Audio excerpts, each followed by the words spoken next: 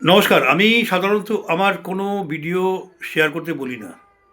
কার যদি ইচ্ছে হয় যে শেয়ার করা উচিত সে করতে পারেন। কিন্তু এটাকে আমি বলব আপনারা যতদূর সম্ভব এই ভিডিওটাকে ফরওয়ার্ড করতে থাকুন।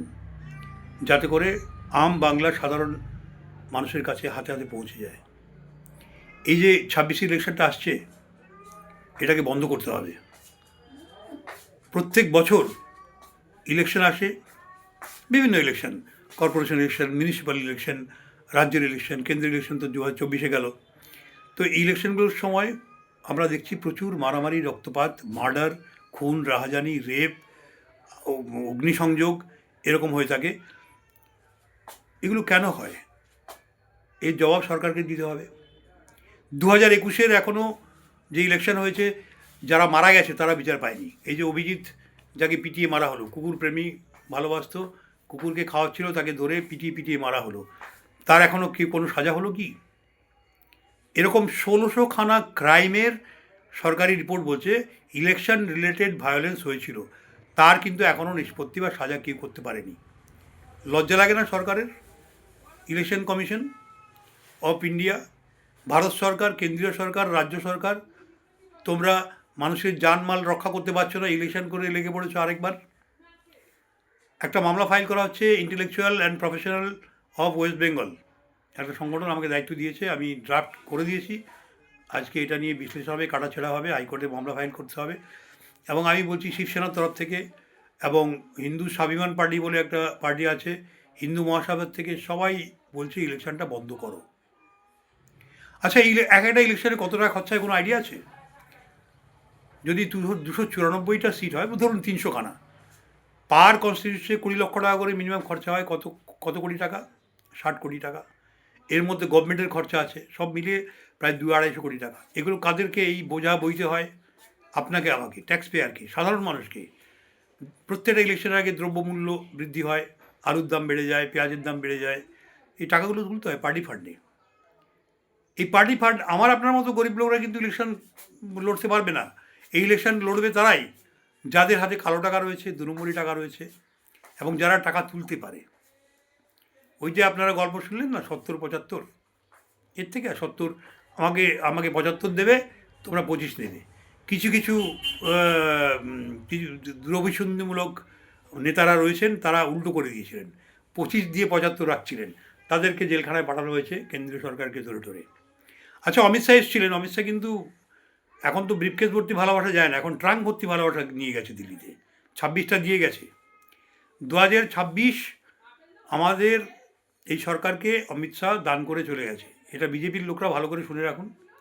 একদম মারামারিতে যাবেন না, কোনো রকম জীবনটা আগে রক্ষা করুন, তারপরে আপনার ডেমোক্রেসি, গণতন্ত্র।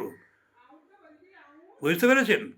যাকে এই মামলাটা হচ্ছে, এই মামলাতে যদি কাজ না হয় আমরা অনশনে বসবো। এমনিতেই আমি এর আগে 2টো পিআইল করেছিলাম। একটা পিআইল হচ্ছে বাংলাদেশ থেকে যারা হিন্দুরা আসছিল তাদেরকে যেন আমরা আশ্রয় দিতে পারি, ভারতকে বর্ডারটা খুলে দিক। যতদিন না পর্যন্ত বাংলাদেশের অবস্থা স্থিতিশীল হচ্ছে, ততদিন আমরা ওদেরকে খাওয়াবো পড়াবো হিন্দুদের। কেন্দ্রীয় সরকার কত বড় অমানবিক ধরুন, ওইখান থেকে প্রাণ নিয়ে পালিয়ে আসছে, তাদেরকে আবার মেরে দাঁড়ানো হচ্ছে। মানে ব্যাপারটা হচ্ছে, ধরুন যে একটা লোককে জ্যান্ত পুড়িয়ে মারা হচ্ছে, সে বাঁচতে চাইছে, তাকে কেন্দ্রীয় সরকার লাঠি মেরে আবার শুয়ে দিচ্ছে চিতার মধ্যে। কেন্দ্রীয় সরকার আইন দেখুন, CEE, কোন গর্ধব উকিলরা বানিয়েছে, আমাকে সাথে কথা বলতে বলবেন। কোন গর্ধব উকিল, আমি বলছি তো, CEE আইনটাই প্রথমে বলছে subject to Indian passport act, subject to Indian foreigners act. এটা এখন আমি চেঁচামেচি করার পরে এটা বন্ধ করেছে, এটা অ্যামেন্ডমেন্ট করেছে। তো তাও পুরোপুরি আইনটা ঠিক হয়নি এখনও।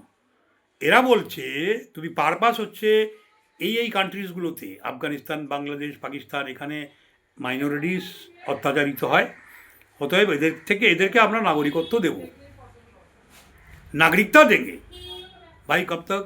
2019। তো তোমার পারপাসটা 2019 অবধি নাকি? কেন? Why not? 2019-এর পরে কি বাংলাদেশে হিন্দু মাইনরিটি নির্যাতন বন্ধ হয়ে গেছে? গর্দব অ্যাডভোকেটরা ভাই, লানের অ্যাডভোকেটের জায়গায় আমি বলবো গর্দব অ্যাডভোকেট, যদি কোনো অ্যাডভোকেট এটা প্রিপেয়ার করে থাকে। আর যদি আমলা হয়, এটা তো আরও গর্দব। The purpose of the act should match with the provisions of the act. Purpose of the act হচ্ছে নির্যাতন হাত থেকে বাঁচাতে আমি এদেরকে নাগরিকত্ব দেবো, সেটা 2019 কাট অফ মার্ক হয়ে এই পারপাসটা জল ঢেলে দিয়েছে। এটা বহুবার বলেছি আমি। তো এই CAA আসলে তৈরি করা হয়েছে দূরভিসন্ধি নিয়ে। এটা হচ্ছে কেন্দ্রীয় সরকারের। এই কেন্দ্রীয় সরকারের বই গেছে বাঙালি হিন্দুরা বা হিন্দুরা বেঁচে থাক, মরে যাক, পুড়ে যাক, এরা এই সরকারকে এখনও রেখে দিচ্ছে। এই সরকার কিন্তু কোনো আইন মানে না। এরা জজ সাহেবদের ছবিতে লাথি মারে, এরা জজ সাহেব ওই জাস্টিস মান্নার ঘরে এইখানে পোস্টার দেয়, এরা জাস্টিস অমৃতা সিনহাকে তার হাজব্যান্ডকে বেআইনিভাবে ইন্ট্রোডিউস করে। এই সরকার কোর্ট উকিল মানে না। এই জন্য জাস্টিস গাঙ্গুলি যখন অর্ডার দিচ্ছিলেন, কেন্দ্রীয় সরকার কায়দা করে ওকে ওই এমপির টোপ দিয়ে নিয়ে চলে গিয়ে বসিয়ে দিয়েছে এমপি। এখন উনি চিল্লামিল্লি করছেন এই সেই। আরে উনি আরেকজন বিচারপতি হলে কী হবে? ওনার সে রাজনৈতিক দৃষ্টিভঙ্গি এবং দূরদর্শিতা নেই। আমি ওনাকে বারণ করেছিলাম যাবেন না বিজেপিতে, আপনাকেও খেয়ে নেবে। তো যাই হওয়ার তাই হয়েছে। এইবারে দেখুন, কেন্দ্রীয় সরকারের কোনো মাথা ব্যথা নেই, আপনার আমার মাথা ব্যথা আছে। আমাদের এই রাজ্যের শাসন ব্যবস্থার দায়িত্ব পড়ে যে প্রত্যেকটা নির্বাচন আসলে পরে যে ক্রাইমগুলো হয় অন্তত তুমি বন্ধ না করতে পারো, তার বিচারটা করো, ফাস্ট ট্র্যাক কোর্ট দিয়ে করো, যেভাবে পারো করো। আরেকটা ইলেকশন আসছে 2010-এর, এখনও বহু কেস এখনও নিষ্পত্তি হয়নি, তারা বিচার পায়নি। বহু লোক মার্ডার হয়ে গেছেন, বহু লোক ঘরছাড়া হয়ে রয়েছেন, এখনও বহু ঘরছাড়া ঘরে ঢুকতে পারেনি। তারপরে আবার ইলেকশন করতে এসছো। এই ইলেকশন কমিশন, আমি লিখেছি আমার পিটিশনে, ধ্বজভঙ্গ। তুমি ধ্বজভঙ্গ, লোকরা বিয়ে করতে গেলে বিয়ে আটকাতে হয়। হুজুর, এই বাবার মেয়ের মাকে বাবাকে বলতে হয় এই ধ্বজভঙ্গ লোক বিয়ে করতে এসছে। এই ইলেকশন কমিশন হচ্ছে ধ্বজভঙ্গ। এর স্টেট ইলেকশন কমিশনের কোনো ক্ষমতা নেই যে নির্বাচন সুষ্ঠু রক্তপাতহীন করা যায়। এরা আবার চলে এসছে নাচতে নাচতে ধেই ধেই করে ইলেকশন করব। এই ইলেকশনটা না হলে পরে আমরা কেউ মারা যাব না। এই ইলেকশনটা না হলে পরে যেমন ছিল তেমনি চলবে। আর তুমি রাষ্ট্রপতি শাসন করবে কি কার শাসন করবে আমার দেখার দরকার নেই। আচ্ছা আমাকে বলুন তো, এত তো MLA কী কাজ করে, এত তো কাউন্সিলর কী কাজ করে? একটা প্ল্যান পাস করে ইঞ্জিনিয়ার, একটা রোডের কন্ট্রাক্ট দেয় ইঞ্জিনিয়ার, এই কাউন্সিলররা কী করেন? এই MLAরা কী করেন? আমি এখন পার্লামেন্টে যাচ্ছি না, আমার এখন আমার লক্ষ্য হচ্ছে এই ইলেকশনটাকে বন্ধ করা। এই ইলেকশন যদি আমার রিড ফাইলের পরেও বন্ধ না হয় তাহলে আমি অনশনে বসবো, আপনারা আমার সঙ্গে থাকবেন। আমাদের এখন কিছুদিন ইলেকশন চাই না, রাজ্যটা ঠিক হোক। রাজ্য অসুস্থ, বাঙালি অসুস্থ হয়ে আছে। নেহরুরা এই স্লো পয়জন, নেহরু আর কমিউনিস্টরা এমন স্লো পয়জন করে গেছে বাঙালিকে। বাঙালি নেতাজি সুভাষচন্দ্র, বিবেকানন্দ, রামমোহন, কত লোকের নাম বলবো, পাতার পর পাতার নাম, যারা বাঙালি সারা ভারতবর্ষে সারা পৃথিবীকে দিয়েছে। এই কলকাতা থেকে 7 জন। পৃথিবীর আর কোনো শহর ইউরোপের বাইরে নেই, ইউরোপ আমেরিকার বাইরে নেই যে একটা শহর থেকে এতগুলো নোবেল লরেটকে তৈরি করেছে বা দিয়েছে। এই রোনাল্ড রস থেকে আরম্ভ করে মাদার টেরেসা থেকে আরম্ভ করে হরবিন্দ ঘোরানা, সবাই কিছু না কোনোভাবে either they are from Kolkata or they got education from Kolkata or they had worked in Kolkata at some time or the other. They have won Nobel laureate, Nobel prize.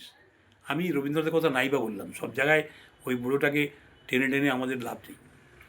তো যাই হোক, তো সেই বাঙালি, পৃথিবী খ্যাত বাঙালি, যাদের নাম ব্রিটিশের সঙ্গে সঙ্গে উচ্চারণ করা হতো ওই সময়ে, সেই বাঙালি আজকে ব্রিটিশরাও গেছে, ওদের ওখানে কি হচ্ছে আপনারা সবাই জানেন, সেই বাঙালিকেও গেছে। ব্রিটিশ চক্রান্ত করে বাঙালিকে শেষ করে দিয়ে গেছে, নেহরুকে হাতে তুলে দিয়ে গেছে, বলছে এদের খেয়াল রাখিস।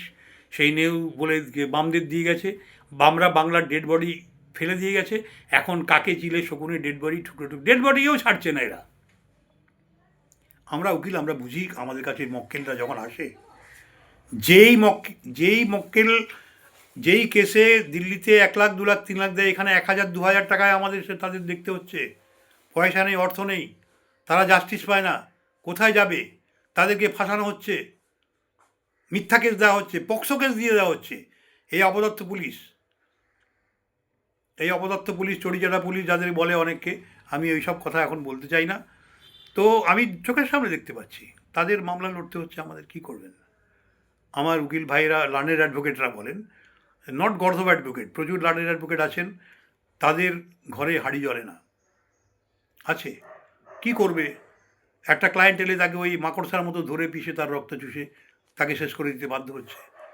অ্যাডভোকেট উনি দিনের পর দিন আসেন, কোর্টে মামলা নেই, মামলা আসলে পরে টাকা নেই, কেস আসছে প্রচুর কিন্তু ক্যাশ হচ্ছে না। তো যাকে আমাদের এখন বক্তব্য হচ্ছে আমাদের রাজ্যটাকে ঠিক করতে হবে ভাই। এটা লার্নেড অ্যাডভোকেট যেখানে যেখানে আছেন, এই মামলা ফাইল হবে, প্রায় 8-10খানা মামলা ফাইল হতে চলেছে ইলেকশন বন্ধ হওয়া নিয়ে।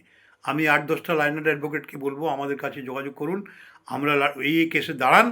আবার যারা কেস না পাবেন, এই কেস দাঁড়ান, হাইকোর্ট জাম করে দিন, সুপ্রিম কোর্ট জাম করে দিন। এইখানে আমাদের বলতে হবে এই রাজ্যটা এখন অসুস্থ, এই সময় ইলেকশন করার সময় নয়। অসুস্থ লোকেদের যেমন বিয়ে করতে নেই, অসুস্থ লোকেদের যেমন উৎসবে যেতে নেই, অসুস্থ লোকেদের মধ্যে ইলেকশন নামক মরণ উৎসবের থেকে আমাদেরকে রক্ষা করতে হবে। এই 5 ইয়ারলি মৃত্যুকুম্ভ বন্ধ করতে হবে। আপনারা এগিয়ে আসুন, আমাদের ধর্না অনশনে যোগ দিন। আমরা কোর্টে মাঠে লড়াই করব। এই আমাদের কিছুদিন পশ্চিমবঙ্গকে একটু সুস্থ হতে দিন, তারপরে যা হবার হবে আমরা দেখে নেব। ধন্যবাদ সবাইকে, নমস্কার।